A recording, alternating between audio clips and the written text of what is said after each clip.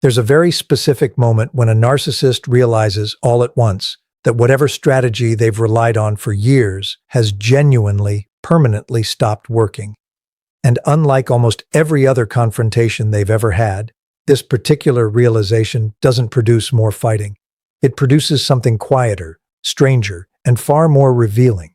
Because for possibly the first time in the entire relationship, they're not performing a reaction designed to control you.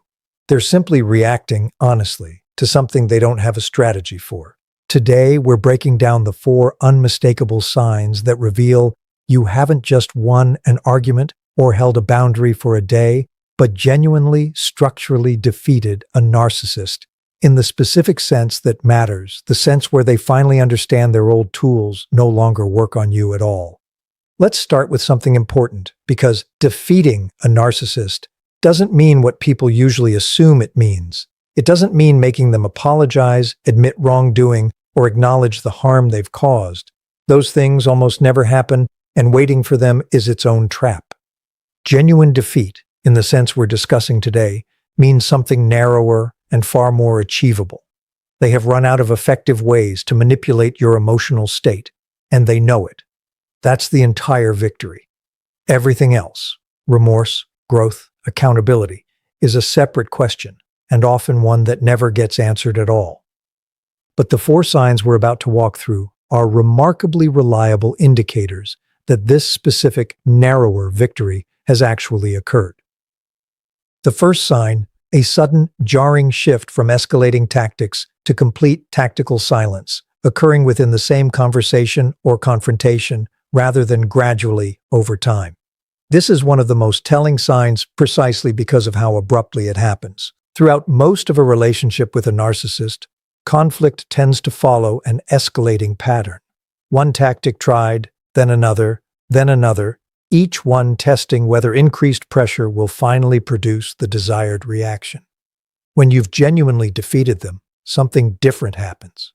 Mid-escalation, often mid-sentence, they simply stop. Not because they've calmed down, and not because they've been persuaded by anything you said. They stop because some part of their strategic calculation has just registered in real time that none of it is landing, and continuing to escalate a losing position no longer serves any purpose. This abrupt stop, occurring inside the same confrontation rather than after a cooling-off period, is fundamentally different from a normal de-escalation because it has the quality of someone recalibrating live, discovering the ground has shifted beneath them faster than they expected. This sign matters because it reveals something crucial about how a narcissist actually processes conflict.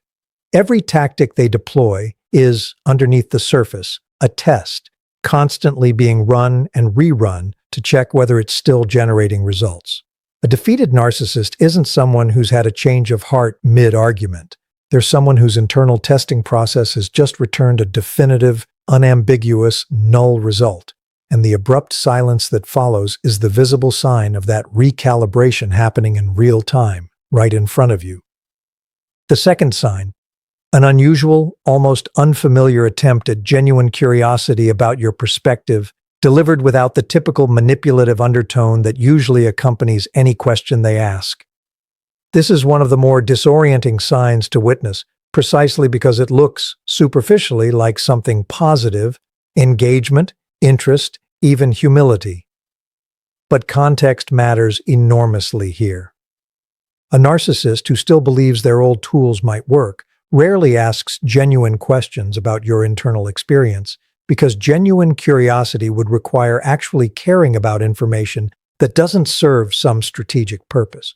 When a narcissist has been genuinely defeated, there's often a strange, temporary window where questions like, "Wait, why doesn't that work on you anymore?" or "What's actually different right now?" surface, not as manipulation, but as authentic confusion, because their entire model of how to interact with you has just been proven wrong, and some part of them, purely out of strategic necessity rather than emotional growth, actually wants to understand the new rules of engagement. I want to be careful here, because this sign is easily misread as evidence of genuine change, and it's important to understand why it usually isn't.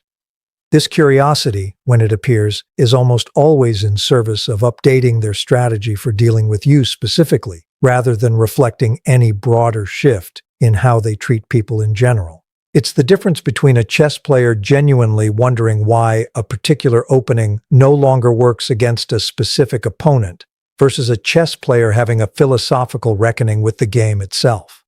The curiosity is real, but its purpose is narrow, tactical, and specific to you, rather than being evidence of any deeper transformation.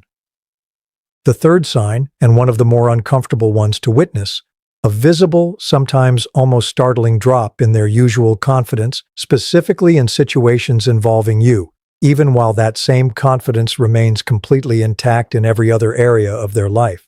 This asymmetry is worth paying close attention to because it reveals precisely what's actually happened. A narcissist's confidence is rarely a stable, internally generated trait. It's frequently built on an accurate, if unconscious, assessment of how much control they actually have over the people and situations around them. When that control genuinely, permanently disappears in one specific relationship, their confidence in that specific context tends to visibly deflate, even while their behavior everywhere else remains completely unaffected. You might watch someone who's still commanding, charming, and completely self-assured with coworkers, with new acquaintances, with virtually everyone else in their life, suddenly become noticeably more hesitant, more careful, almost tentative specifically in interactions with you.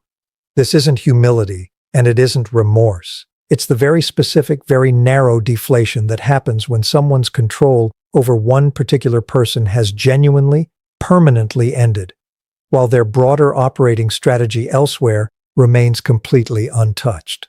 The fourth sign, and the one that tends to be the most conclusive, a shift toward describing the relationship to other people in noticeably more neutral, less dramatic terms than they used previously, particularly regarding you specifically. Throughout most conflict-heavy relationships with a narcissist, there's often an ongoing narrative being maintained to third parties, you being framed as difficult, unreasonable, the source of whatever tension exists.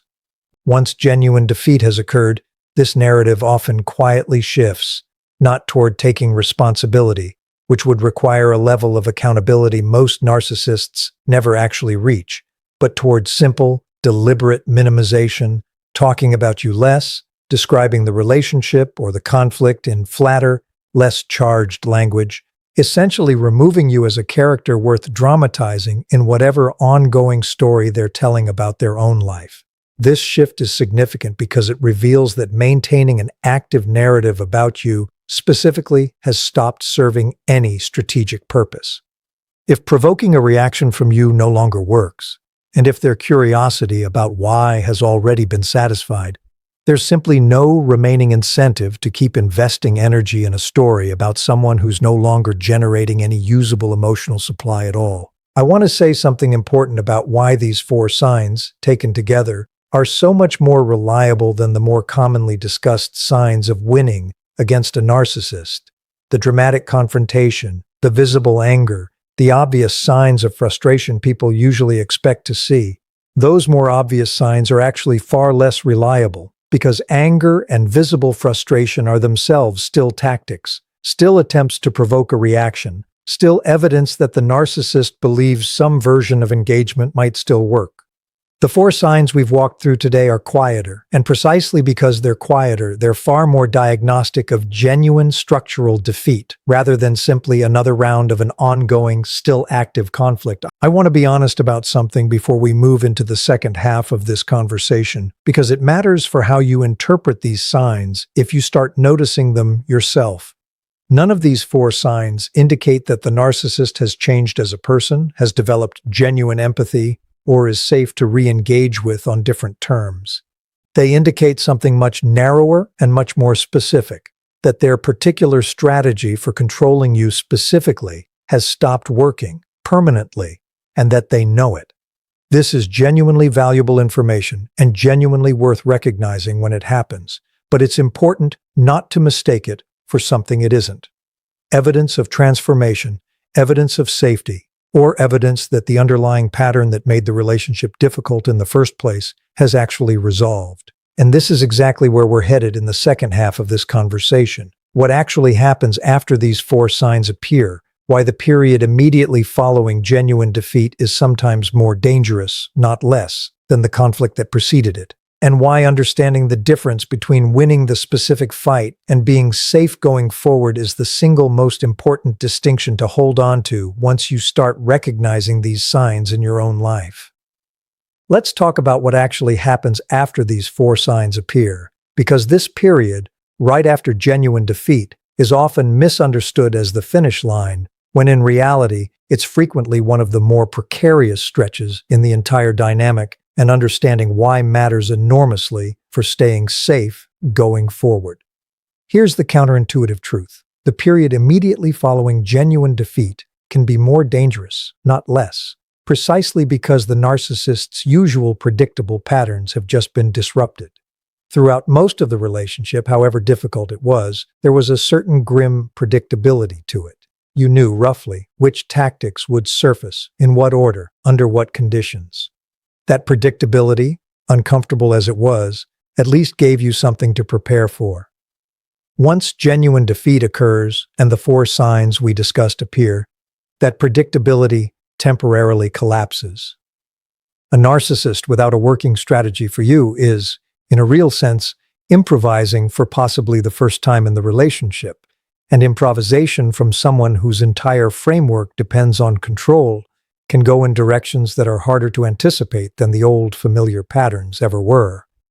Let's talk through what this improvisation phase can actually look like, because recognizing it matters just as much as recognizing the original four signs.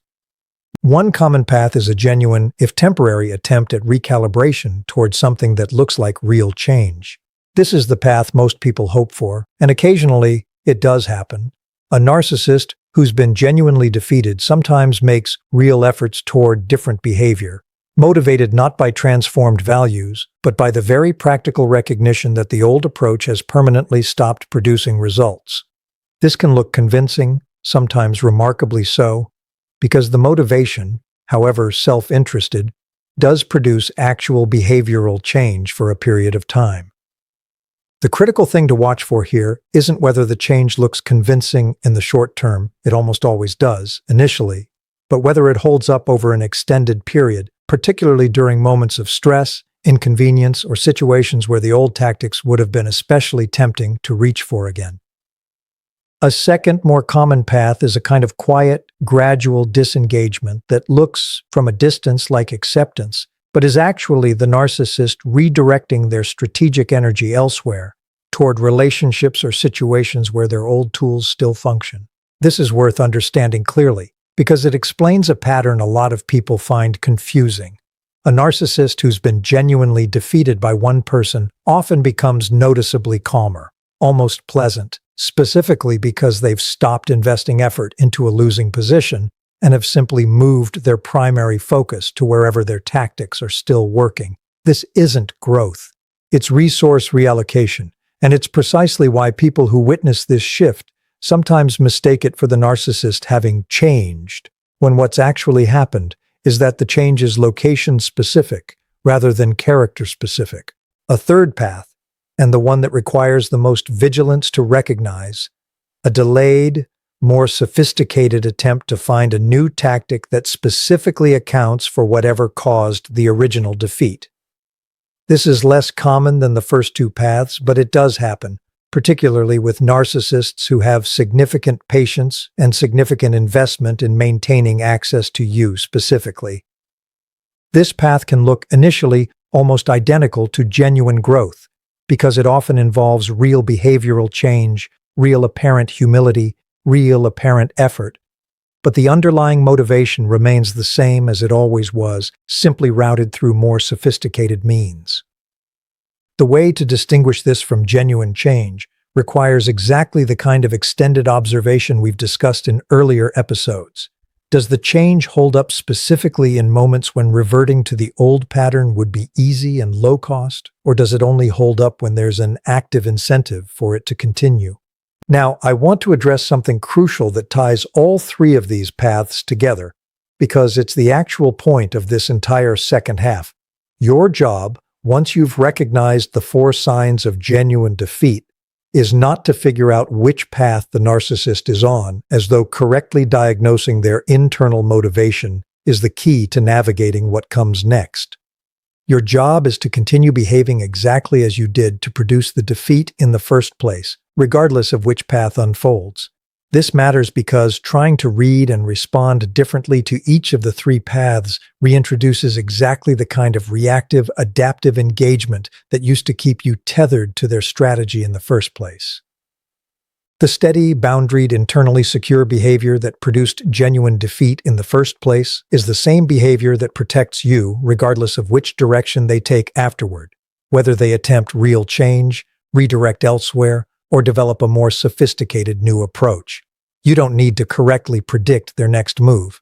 You simply need to remain the person whose old vulnerabilities no longer exist to be exploited, regardless of what strategy gets tried against that new reality.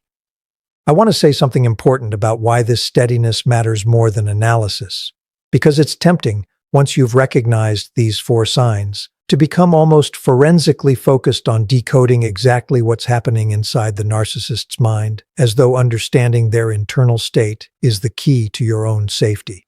It isn't. The actual key to your safety was never dependent on accurately reading their internal experience at all. It was dependent entirely on your own internal stability, holding steady regardless of whatever they attempt next. This is worth internalizing clearly because it removes an enormous amount of unnecessary vigilance and unnecessary energy that people often spend trying to stay one step ahead of a narcissist's next possible move, when the actual solution was never about staying ahead of them tactically. It was about no longer being the kind of target whose reactions could be predicted, provoked, or controlled in the first place. I want to close this out with something honest about what genuine, lasting safety actually requires, beyond the 4 signs and beyond whatever path follows them. Safety, in the fullest sense, isn't achieved the moment you recognize these 4 signs, and it isn't achieved by successfully predicting which of the 3 paths comes next. It's achieved by continuing to build a life, an identity, and a set of relationships that don't depend on this specific person's behavior at all.